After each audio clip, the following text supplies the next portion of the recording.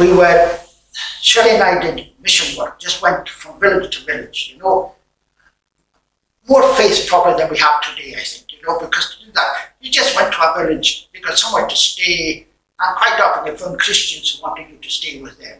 You hired a local hall and you did missions. You opened it all day, tea and coffees, at night time you had a meeting. So one day we're in a place called Brora in the north of Scotland. Lovely people, lovely wee town. And we're in this fisherman's mission hall. And in comes this lady, and she is wild. Her hair isn't here, and she just looks as if she had been drinking, all that morning, although she wasn't that drunk. What's happening here? What's happening here? She comes in. And I says, oh, hello, who are you and how are you? And she was Abby Reid from Brora. And she says, I don't suppose Jesus would want me. I says, well, Abby, the hymn writers said, the vilest offender who truly believes that moment from Jesus a pardon receives. That's not in the Bible, it's a hymn writer, but the Bible would stand with it. The Bible would confirm that that is the case. But I says, if you're really interested, because she had been drinking and probably doing drugs, and she was there, I says, you come back tomorrow, if you're interested. And I look back at it and I shouldn't have done that. I should have helped her there and then. I should have helped. And then she said, we'll never see her again. But next day, in walks Abby. She's sober today. She tells us the story. I think she's about 45, 48, that kind of age. She's got depression. She drinks. She does drugs. She does men. She's got 2 children. One is Kevin, who's 27, and Mary, who is 12. They're both mentally, disabled because she drank and drugged through the pregnancy. And she walks, and she never looks up when she walks. It was always looking at her legs. So I said to her, what do you think? She says, I need help. She says that. I said, you need Jesus, Abby. So she prayed, and she asked Jesus into her heart. And something happened, He came. The local minister in that town saw Abby walking past the window of her home, and she said to her husband, what's happened to Abby Reid? Her head. She's lifted up her head. She's not looking at the ground today. But the Bible says she's the lifter of her heads. Abby wanted to be baptized by total immersion. We baptized in the local swimming pool. She gave testimony. I have a letter that she wrote back in the thing, and I'll show it to you sometime. She wrote the letter about her salvation. She couldn't spell very well and she couldn't read very well. She spelled Jesus, Jeasus. But it doesn't matter how you spell him as long as you know him, I suppose people say that. But I was in Killarney in the south of Ireland in another mission in Tralee and got a phone call. That was October of some year, and the next year in the April, got a phone call that Abby had died. She had a heart disease, and she had gone to have a bath late at night, and when Barry went to the toilet at 3 o'clock in the morning, she found her mum dead in the bath. The older brother Kevin was shouting to call down, and he lifted his mother out of the bath. Can you imagine how horrific that would have been? Lifted his mother out of the bath, lifted her onto the settee, covered her, phoned his auntie to come. And all of a sudden, ambulance comes, doctor comes, but David's dead. So we went up to the north of Scotland. I was going to take part in the funeral. So when we went up to the north of Scotland, it's all chaos. The 27-year-old Kevin is high on drugs and he's kind of wild and he's in charge and I'm this and that.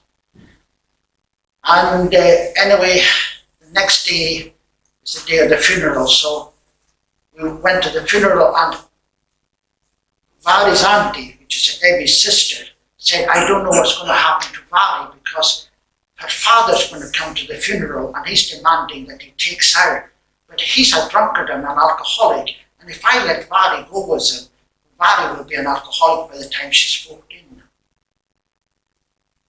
So we devised a plan that Shirley would take Vary to the church, and as the church service is just coming to an end, they would slip out, Shirley would take Vary. This word is hijack her. Is that the right word? Hijack her. Take her away and take her back with us to Ireland. But the father would be looking for her and he couldn't find her, and they'd phone the police, but we'd be in trouble. But at the graveside, Kevin weighed 25 stone, minimum, 25 stone, 30 stone. He came over to me, where's my sister? I says, Kevin, the situation is Helen, your auntie, has organised that we would take Vary back to Northern Ireland with us because her father has come for her. I'm her guardian. I'm going to that. And he swore about the man. I says, but that's the situation. Shirley's got Vary just now. I'm going to connect with them later on and we're going to head back to Northern Ireland. We were coming to do our mission in Ghana, staying on site in Moy. I'm going too. I says, Kevin, you can't come. Why not? I says, we're going to be staying in a Christian centre, River of Life in Moy. And he says, we're staying on site. I'm coming. I says, no, because, Helen, your aunt is getting it all organised. She's going to come next week when she gets it all sorted out with the social services. Well, I'm going to phone the police, he says, to say you kidnapped. Kidnapped's the better word than hijacked. Kidnapped my sister. Well, if the police get involved, we'd be in trouble. We've got no authority to have the girl with us. And he says, I said to him, but Kevin, you can't come because you wouldn't fit in. You smoke, you drink, you do drugs, you pass wind and you burp. It just isn't the place for you. And he says, I'm going anyway, I'm going. So I said, okay then, you come, but you'll not drink in the centre, you'll not do drugs in the centre, and if you're going to smoke, you'll have to walk a few hundred yards off the road to do that. So he comes. We're connected with Shirley and with Vary, and he's the guardian and he's all the rest of it.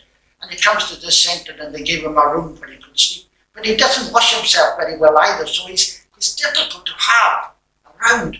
And we pretended that he's not with us, you do that.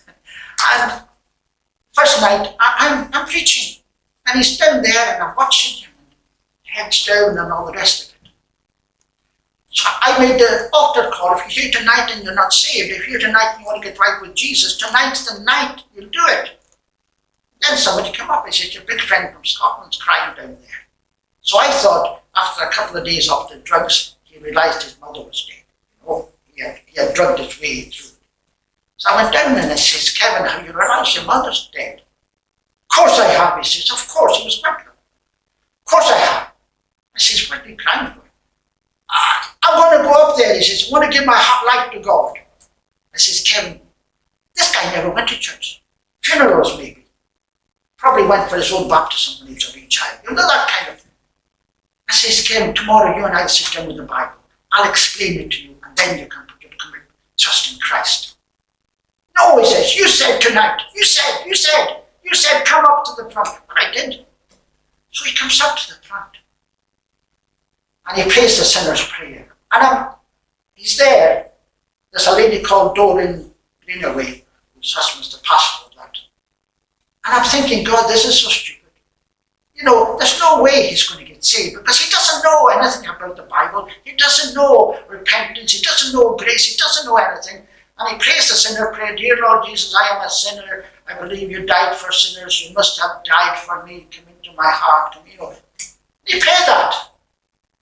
And I'm apologizing to God at the same time, saying, God, I'm really sorry that I'm making a fool of the whole gospel. I'm making a fool of it all. And I say, Kevin, I'm going to pray for you. I says, because if you are genuine, you're going to need the Holy Spirit. Right? You're going to need the Holy Spirit. So I'm going to pray for you that the Holy Spirit would come and baptize you. Yeah, I could have said, I'm going to pour acid over you. He'd have said, yeah. Yeah. So say 25 stone to me is standing there, and And I pray for him. I say, Lord Jesus, I can baptize this man in water, but only you can baptize with the Holy Spirit. Come now. Kevin just went over 25 stone out. They call it out in the Spirit. The whole place shook. It's a porta cabin thing. You know, it's got about 4 feet of foundation under it. The whole place shook. And he's lying out on the floor. Not in this world, you know, he's not in the world. He's in with the angels and with the Lord and all the rest of it. Next thing, he's on the floor and there's words coming out of his mouth, and somebody's coming up and says, he's speaking in tongues. Some people don't believe in that, but he knew nothing about it. He wasn't going to fake it, because he knew nothing about it. The devil is speaking in tongues. He came up off the floor, totally different man. He went back up to Drora, the north of Scotland, not one more cigarette, not one more drug, not one more glass of vodka or whiskey, whatever he drank. I'm not sure about the burping and the passing wind. I'm not sure how that happened, but it's not an issue anymore. But he's out every Saturday morning beside the local cooperative store giving out gospel tracts. He couldn't read or write. He's now since then learned to read and write. He's at one time, he's preached one message in the local church up there, and he's the best witness that Christ could have in the area, because they knew Kevin as the drunken, alcoholic, drug addict, swearing. He doesn't swear anymore. God has transformed him and changed him, as only God can. And we had nothing to do with it, because we're actually in the way, if you know what I mean. So that's a good story. Amen. Give your heart to Jesus.